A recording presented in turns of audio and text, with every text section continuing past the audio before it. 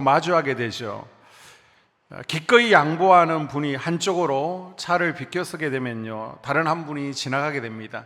여러분이 양보할 때 마음 가운데 어떤 마음이 있어요? 지나가면서 고맙다고 손을 들어주기를 원하고요, 또 지나가고 나면 클락션 한번 빵 작게 울리든지 비상 깜빡이를 켜주기를 원합니다. 그런데 켜지 않고요, 손을 들지 않으면 왠지 얄밉다라는 생각이 듭니다. 내가 먼저 양보하고 나의 순서를 버릴 때 우리 마음속에 내가 버린 것에 대해서 되돌아옴을 은근히 기대하기 때문입니다.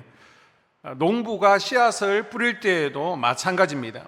씨앗을 뿌리는 행위는 겉으로는 씨앗을 버리는 것과 같습니다. 그러나 농부는 이 씨앗이 반드시 30배로, 60배로, 100배의 열매로 자신에게 다시 돌아올 것을 확실히 믿고 기대하며 씨를 땅에 버리는 것입니다.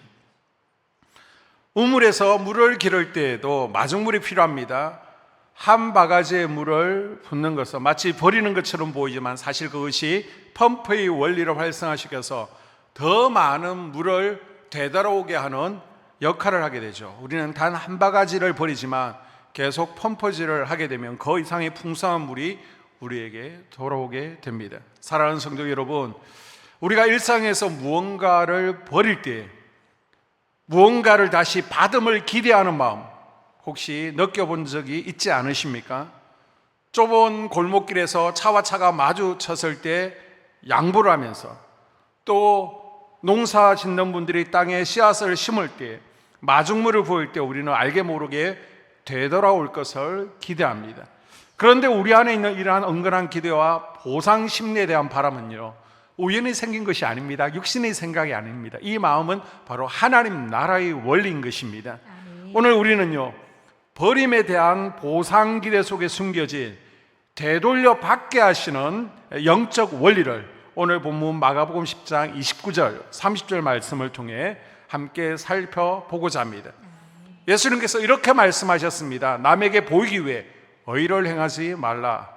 왜냐하면 상을 위해서라는 것입니다. 다시 말씀드리면 우리가 의를 행하고 선을 행할 때 하나님께서는 우리에게 되돌려 줄 상을 준비하신다는 것입니다. 그렇다면 우리가 무언가를 버릴 때 하나님은 정말로 우리에게 되돌려 주시는 분일까요? 우리가 기대하는 보상과는 다른 하나님께서 약속하시는 참된 버림과 받음의 원리는 무엇일까요?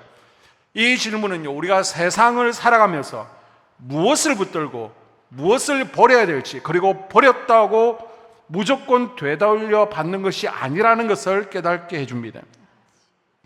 성경은요, 우리에게 보상이 있다라고 이야기합니다. 내가 무언가를 나의 것을 버리는 것처럼 내려놓을 때 하나님께서는 다시 받게 하시는 영적 원리에 따라서 우리에게 되돌아오게 하시겠다라고 말씀하시는 것입니다. 주님은요, 구체적으로 이렇게 말씀하십니다. 구제할 때에 나팔을 불지 말라. 상을 잃을까 함이라. 구제할 때 나팔을 불면 상이 없다는 것은요, 바꿔 말하면 구제할 때 하나님께서 상을 미리 준비해 놓으셨다는 겁니다. 되돌려 줄 게 있다는 것입니다. 버리는 그 속에는 반드시 내게 다시 받는 원칙, 다시 되돌아오는 원칙을 하나님께서 세워두셨다는 말씀입니다. 뿐만 아니라 나의 시간을 드리는 것이 있습니다. 그것이 바로 뭐예요? 기도 시간이죠. 주님은 골방에 들어가 엄밀한 중에 계신 주님께 기도하라고 하십니다. 왜냐하면 내 아버지께서 그 엄밀한 기도를 들으시고 갚아주신다, 되돌려주신다라고 말씀하십니다.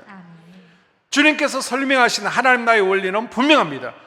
버림은 끝이 아니라 되돌아옴으로 이어지는 시작이라는 것입니다. 우리는 누군가에게 양보하고 손인사나 비상 등을 기대하는 것처럼 이 되돌아옴의 원리는요, 하나님 나라에서도 동일하게 적용되는 줄로 믿습니다. 주님께서도요, 버리는 자에게 보상해 주시겠다 약속하고 계십니다. 이 원리를 따라 빌립보서 3장 14절에 표대를 향하여 그리스도 예수 안에서 하나님의 위에서 부르신 부름의 상을 위하여 달려가노라. 아멘. 사도 바울이 고백했죠. 사도 바울도 자신의 인생에서 많은 부분을 버렸다라고 합니다. 버리고 예수 그리스도를 쫓아가면서 바울도 뭘 기대했어요? 상을 기대했습니다. 왜냐하면 이것이 하나님 나라 영적 원리이기 때문입니다. 주님께서 자신에게 주실 상을 기대하면서 내가 버리고 그 길을 쫓아간다라고 얘기합니다. 사도 바울이 믿고 알았던 하나님 나라의 원리, 즉 버리면 다시 찾아주시는 그 원리 속에서 우리 역시 이 땅을 살아가고 있습니다. 오늘 본문 말씀 속에서도 똑같은 원리가 있는데 이 버림의 원리를 따라갈 때 주님께서 다시 되돌려 받게 하신다라고 말씀하고 있습니다.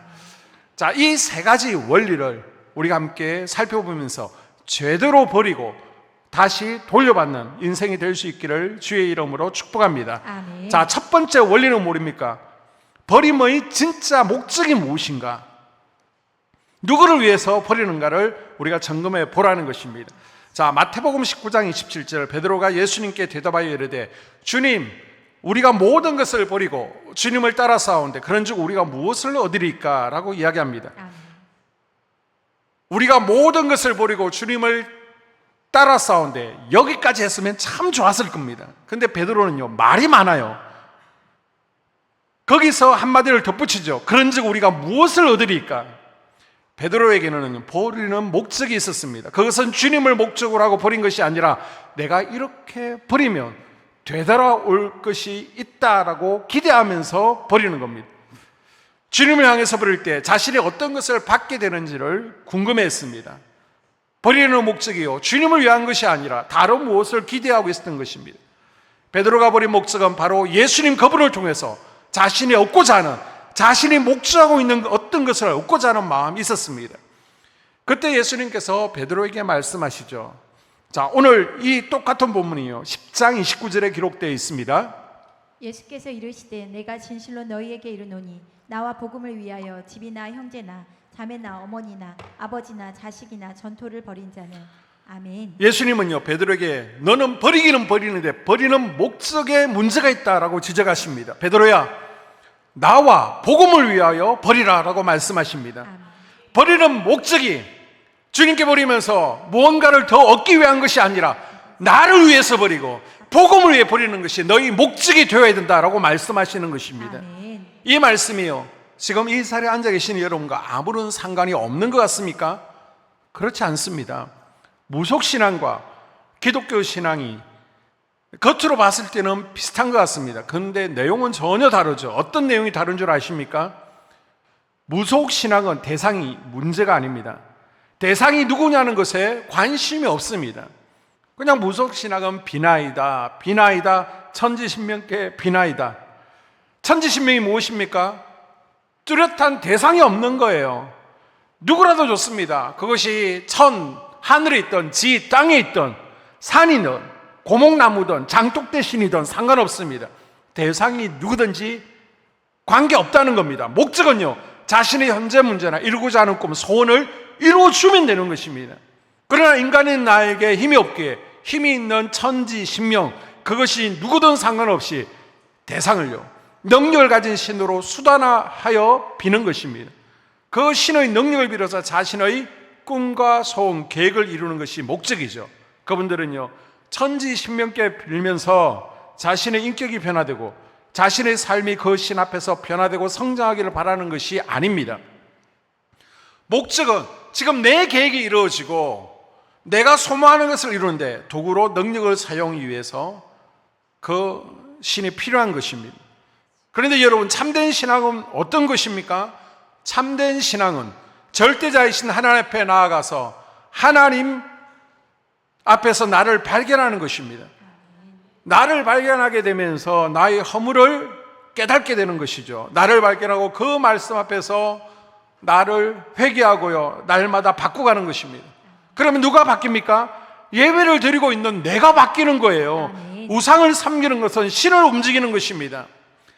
신을 움직이고 신을 바꿔서 나의 목적을 이루기 위해서 신을 수단화하는 것이 목적입니다.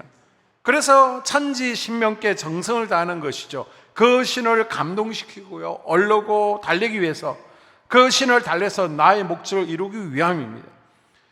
그러나 참된 신앙은 다릅니다. 그분 앞에 나아가서 그분의 말씀 앞에서 나를 발견하고 내가 변화되는 거예요. 아멘. 그러다가 어떤 현상이 벌어집니까? 처음에 예수 믿을 때는 비슷했습니다. 자신에게 자식이 있는데 이 자식이 잘 되는 거, 직장생활, 사업, 건강, 생명, 아무것도 자신이 할 수 없다는 것을 알게 되고요. 그래서 그 능력을 가지고 있는 신께 나아가서 그분의 도움으로 자식이 잘 되기를 바라고 자신의 사업이 잘 되기를 바라는 계획이, 자기가 소원하는 것이 다 이루어지기를 바라는 마음의 시작은 비슷한 것 같습니다. 그러나 참된 신앙을 하는 그리스도인들은요, 그 자리에 머물지 않습니다. 그분 앞에 나아가 내가 끊임없이 말씀 앞에 변화되어지고, 변화되어질 뿐 아니라 어느 날 나의 꿈을 이루기 위해 시작했던 신앙생활이에요. 어느 날 보니까 내가 섬기는 절대자 하나님의 소원과 그분의 비전, 그분의 꿈을 이루기 위해서 오늘 현실 속에서 헌신하고 있는 나 자신을 발견하게 됩니다. 이것이 바로 참된 신앙생활입니다. 여러분, 우리가 처음 신앙생활 할 때는요, 하나님을 도구 삼았습니다. 그분의 은혜가 필요했고 그분의 능력이 필요했습니다.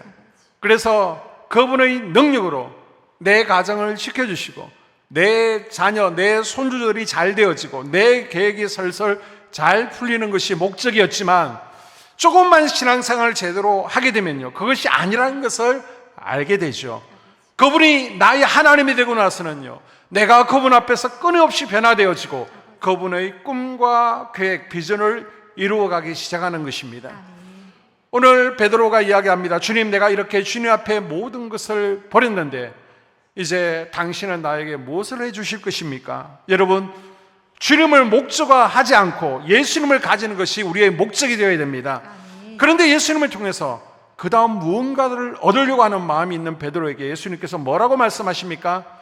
야, 그거 아니다. 내가 그렇게 버리고 내가 그렇게 헌신하는 이유가 나에게 무언가를 얻어내기 위해서, 그렇게 열심히 헌신해서 네가 경제적으로 더 많은 것을 받기 위해 내 자식, 내 손주들이 좋은 직장에 가기 위해서 나를 통해서 너희 소원을 이루는 게 그게 목적이 아니야. 베드로야, 그리스도를 목적 삼아서 그분을 위하여 버리고 그분의 뜻을 이루기 위해서 내 안에 있는 것들을 내려놓을 때, 끊임없이 내려놓아야 그 목적을 버릴 때 다시 너에게 되돌아오는 것이다 라고 예수님께서 말씀하십니다. 아멘. 우리는 어떻습니까? 우리는 밤마다 나와서 하나님 앞에 기도하고 새벽에 나와서 기도합니다. 처음에는요, 다 그렇게 시작하는 거예요. 힘써 기도합니다. 늘 비슷한 기도. 하나님 도와주십시오. 하나님의 은혜가 필요합니다. 하나님의 은혜로 우리 가정이, 우리 자녀와 우리 손주가 잘 됩니다. 우리에게는요, 그분의 도움 없이는 우리 가정이 잘 될 수가 없는 거예요. 사업이 안 됩니다. 그건 사실입니다. 우리의 신앙생활은 그렇게 시작했습니다. 맞습니다. 그렇게 시작하는 거예요. 그런데 예수 믿은 지 10년, 20년, 30년이 지났는데도 여전히 우리의 깊은 고민과 소원을 담은 기도 제목이 날마다 똑같지는 않습니까? 하나님, 내가 내 마음에서 하나님을 잃어버릴까? 그것이 두려워서 철저히 기도하는 게 아니에요. 새벽에 나와서 하나님, 내가 하나님 마음을 아프게 할까봐, 하나님 말씀대로 살지 못해서 내 마음속에 하나님이 잠시라도 떠날까봐, 그것이 마음 아프고 가슴 아파서 금식하고 기도하는 그리스도인이 되어야 되는데, 10년이 지나고 20년, 30년이 지나도 오늘 내가 기도를 통해서 무엇을 얻을 것인가? 내가 예수 그리스도께 이렇게 버리고 나면 하나님께서 나에게 무엇을 주실 것인가?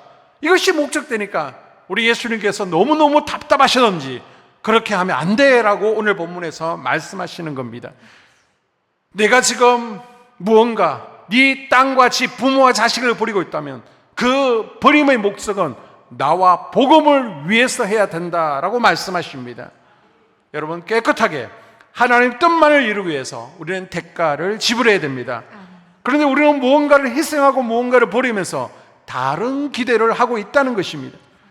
버리는 이유가 오직 예수 그리스도가 되어야 됩니다. 아멘. 그분 한 분을 얻기 위해 버리기 시작할 때 살아계신 하나님께서 여러분이 생각지도 못했던 좋은 것들을 여러분의 가정의 풍성이 되돌려 주실 줄로 믿습니다. 아멘. 자, 두 번째로는요, 우리가 버려야 될 품목에 대해 살펴보겠습니다. 앞서 버림의 목적이 중요하다라고 말씀드렸듯이 이제는 우리가 무엇을 버려야 되는지 구체적으로 알아보겠습니다. 자, 29절에 나와 있는데요, 내 이름을 위하여 집이나 형제나 자매나 어머니나 아버지나 자식이나 전토를 벌인 자는, 아멘. 이 말씀을 읽으면요, 마음에 부담스럽게 느껴질 수도 있습니다. 집을 버리라. 형제와 부모를 떠나야 된다는 것입니까? 내가 집을 20년, 30년 만에 어떻게 마련한 집인데 이것을 내려놓으라는 것일까요? 이 말씀을 묵상하면서 이것이 무슨 뜻인가? 도대체 왜 이것을 버려야 될까? 고민했습니다. 성경을 보다가 충돌되는 장면을 발견하게 됩니다. 출애굽기 10장 12절에 보게 되면요, 내 부모를 공경하라 라고 했잖아요. 잠언 23장 25절에서는 내 부모를 즐겁게 하라 라고 했습니다. 예수님의 말씀과 충돌하는 것 같지 않습니까? 자녀들아, 너희 부모를 주 안에서 순종하라. 마가복음 7장 10절에서는요, 내 부모를 공경하라. 아비나 어미를 욕되게 하지 말라. 하나님이 하신 말씀, 예수님이 하신 말씀이 충돌하고 있습니다. 베드로전서 1장 7절에 보니까 형제 우애의 사랑을 다하라. 형제끼리 잘 지내라. 버리라고 하지 않아요. 마태복음 5장 22절에서도 예수님께서는 형제에게 노하는 자마다 심판을 받게 되고, 형제를 어떻게 버립니까? 디모데전서 5장 8절은 더 심합니다. 누구든지 자기 친족, 특히 자기 가족을 돌아보지 아니하면 믿음을 배반한 자요, 불신자보다 더 악한 사람입니다. 여러분, 이 정도 읽으면 이제 아시겠죠? 이것은 정말 내 부모를 버리고 자식을 버리고 집이나 땅을 버리라는 이야기가 아닙니다. 정말 버려야 되는 것이 아니라는 겁니다. 예수님이 말씀하시는 버린다는 의미는 적어도 우리가 문자적으로 받아들여서는 안 된다는 것이죠. 자, 오늘 본문의 배경을 이해하기 위해서는 바로 앞에 등장하는 부자 청년의 사건을 우리가 이해해야 됩니다. 부자 청년이 예수님께 나와봤습니다. 이 본문을 해석하기 위해서 이것을 이해해야 됩니다. 부자 청년이 와서 뭐라고 말합니까? 예수님이 어떻게 영생을 얻을 수 있느냐 질문합니다. 그랬더니 예수님께서 영생 얻고 싶어? 그러면 계명을 지키라 라고 했습니다. 청년은요, 자신 있게 제가 모든 계명을 어릴 때부터 지켰습니다. 그런데 예수님은 너 한 가지 부족한 것이 있다. 내 재물을 팔아 가난한 자들에게 나눠주고 나를 따르라 라고 말씀하셨습니다.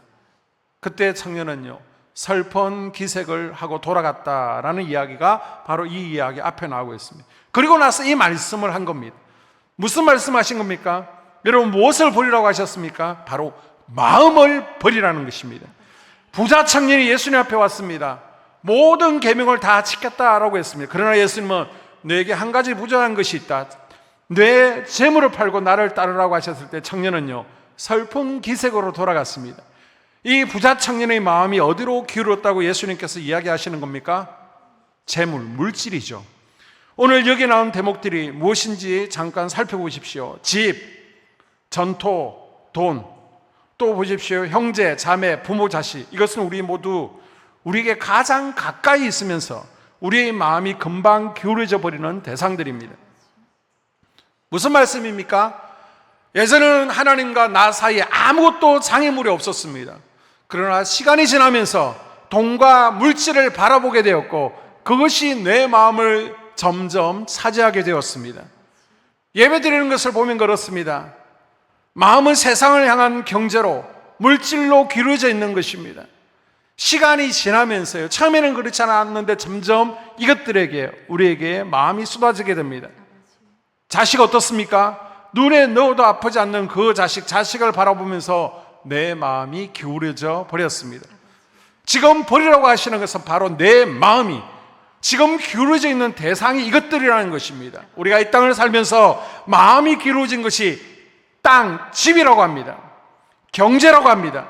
네가 진짜 버려야 하는 품목이 무엇이냐? 바로 이 부분을 버려야 한다는 것입니다. 버린다는 것이 진짜 버리는 것이 아닙니다. 네 마음을 여기서 내어놓으라는 것입니다. 그리고 누구에게? 나에게 그 마음을 달라는 것입니다. 주님에게 마음이 기울어지라는 것입니다. 아멘. 그래서 주님께서 뭐라고 말씀하십니까? 성경에 이해가 되지 않는 부분이 있습니다. 마태복음 10장 36절 말씀을 보게 되면 사람의 원수가 자기 집안 식구라, 집안에 원수가 가득하다는 것입니다. 집안 식구들이 왜 원수입니까? 이것은요, 영적 이야기를 하신 것입니다. 왜 예수님께서 이렇게 말씀하셨는가? 영적으로 해석해 보겠습니다. 우리 집안에 내가 내 아들에게 내 자식에게, 내 남편에게 마음이 가버렸습니다. 예전에는요, 내가 하나님과 독대했고 끼어드는 것이 아무것도 없었습니다. 그런데 어느 날 자식이요, 남편이요, 아내가 끼어들어왔습니다.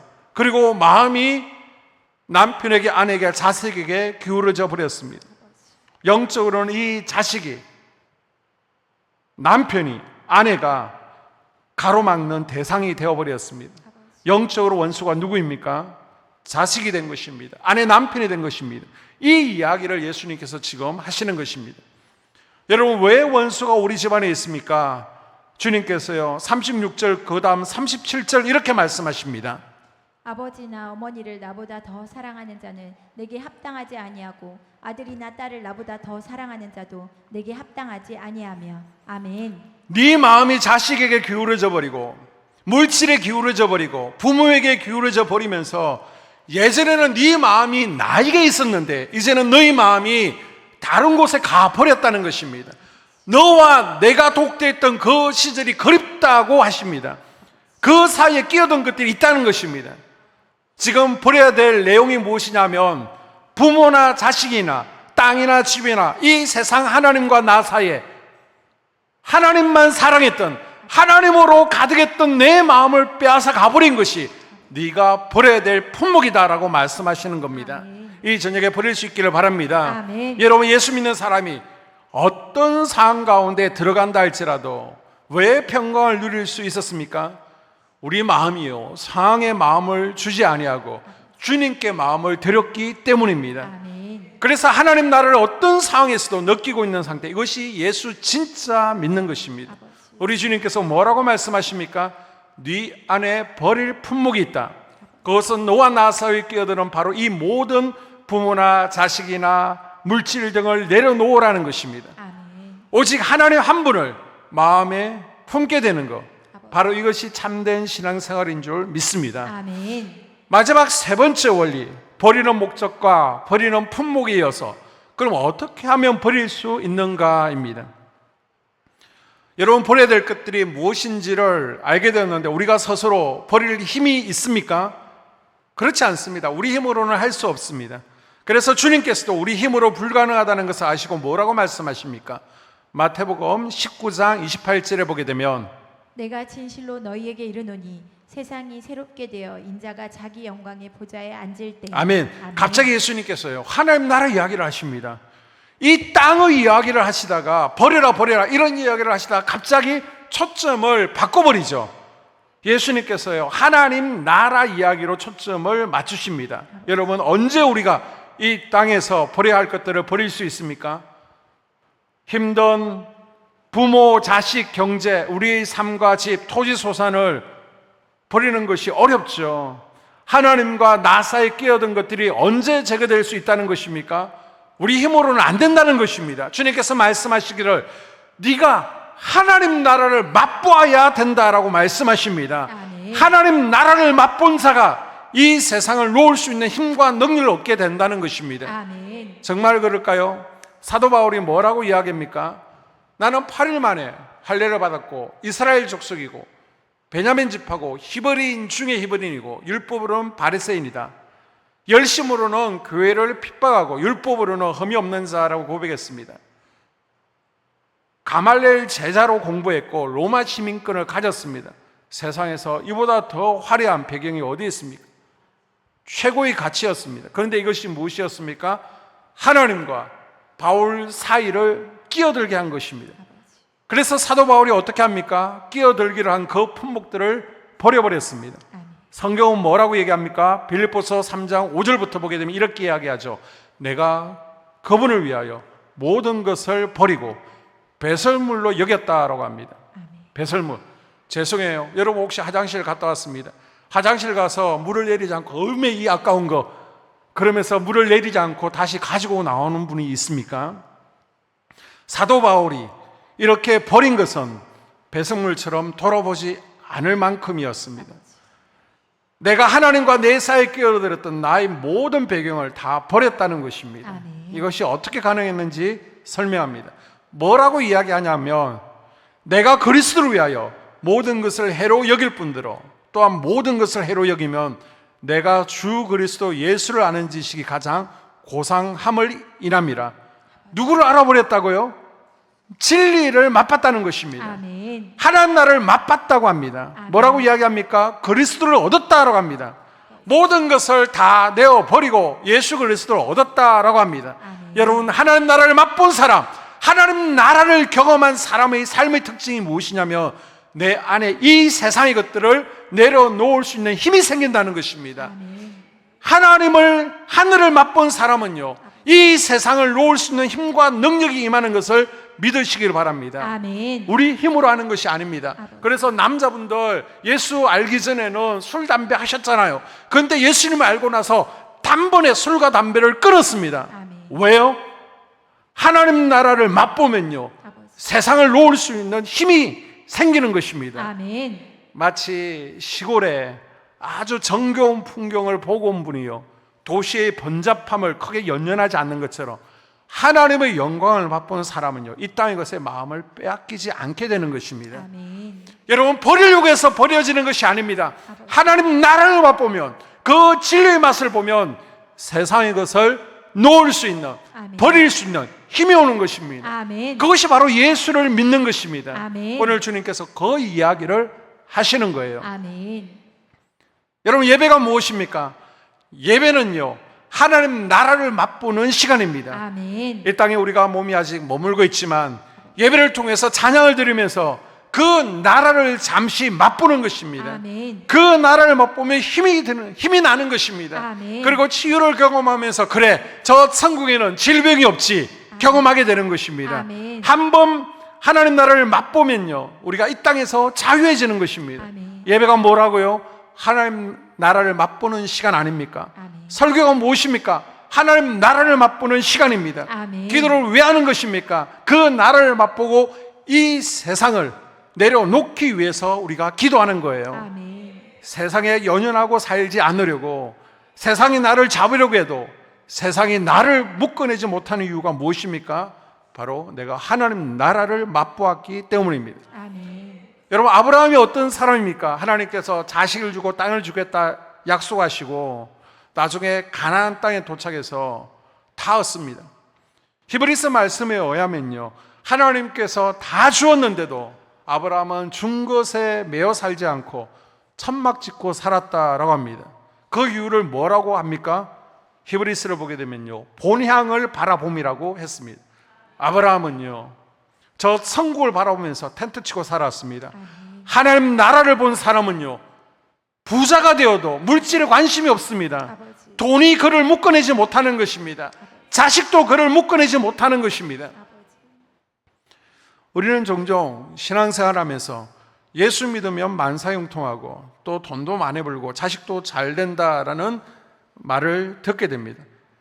당연히 그렇죠. 하나님은 우리에게 복 주시기를 기뻐하시는 분입니다. 아멘. 우리가 예수 그리스도 안에서 순종하며 살아갈 때, 사명 안에 있을 때 하나님께서는 요셉의 복도 주시고요, 아멘. 아셀의 복도 주시는 줄로 믿습니다. 아멘. 그러나 진정한 믿음은 이 땅의 복을 추구하는 것을 넘어서 하늘의 복, 하나님 나라의 풍성함을 맛보는 것입니다. 아멘. 우리의 마음이 물질이나 자녀의 성공에만 묶여 있다면 아버지. 우리는 오히려 하나님 주시는 참된 자유와 평강을 놓치게 될 것입니다. 아버지.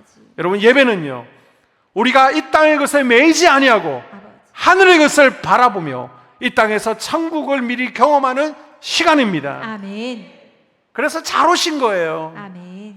설교도요, 하나님 나라를 맛보게 해야 되는 것입니다. 아멘. 찬양과 기도는 하나님 나라를 맛보면서 이 땅의 것을 내려놓고 아멘. 끊어낼 수 있는 아멘. 능력과 은혜를 얻게 하는 시간입니다. 아멘. 이를 통해서 우리는요, 이 땅에 묶이지 아니하고 이 땅을 다스리며 승리해 나갈 수 있음을 믿으시기를 바랍니다. 아멘. 오늘 주님께서 우리에게 무슨 말씀을 하시려는지, 버려야 하는 목적이 무엇이냐, 버려야 될 품목이 무엇인 줄 아느냐라고 묻습니다. 아버지.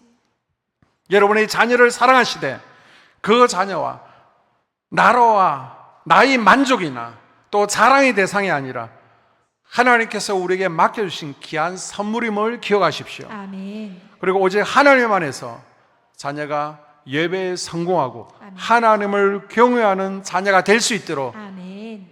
예배의 자리로 데려놓으시고 아멘. 그렇게 양육하십시오. 아멘. 자녀를 통해서 내가 이루지 못한 꿈을 이루어야 되겠다. 보상 심리를 내려놓으십시오. 아멘. 그리고 직장에서 돈을 버는 것이 중요하지만 그 물질이 나의 전부가 아니라 하나님께서 이 땅에서 나에게 사명 감당하라고, 이 땅에서 하나님께서 나를 청지기로 부르셨음에 아멘. 활동비로 쓰라고 주셨다라는 것을 기억하십시오. 아멘. 우리가 교회를 섬길 때에도 나의 공로나 인정받으려는 마음을 내려놓고 오직 주님을 위해서, 오직 하나님 나라 복음을 위해서 헌신할 때 아멘. 하나님께서 예배를 통해, 아버지. 기도를 통해 우리에게 하늘의 맛을 경험하게 하실 줄로 믿습니다. 아멘. 나는 스스로 못하지만 예배와 기도를 통해 이 땅에서 하나님의 나라를 맛보면 이제 이 세상의 것을 다 내려놓고 버리고요, 끌어내고 하나님의 나라의 보좌에서 주님과 함께 영광스러운 그 나라를 다스리는 권세와 능력을 가지게 될 줄로 믿습니다. 아멘. 그러니 매일 우리가 수요 성경 공부를 사모하시고 또 금요 성경 집회를 사모하시는 거예요. 아멘. 매일 예배와 기도를 통해서 그 하늘의 맛을 더욱 깊이 경험하며 아멘. 땅의 것에 묶이지 않는 진정한 자유를 누릴 수 있기를, 주님께 버릴 때에 되돌려 주시는 것을 경험하는 우리가 될 수 있기를 주의 이름으로 축복합니다. 아멘. 기도하겠습니다.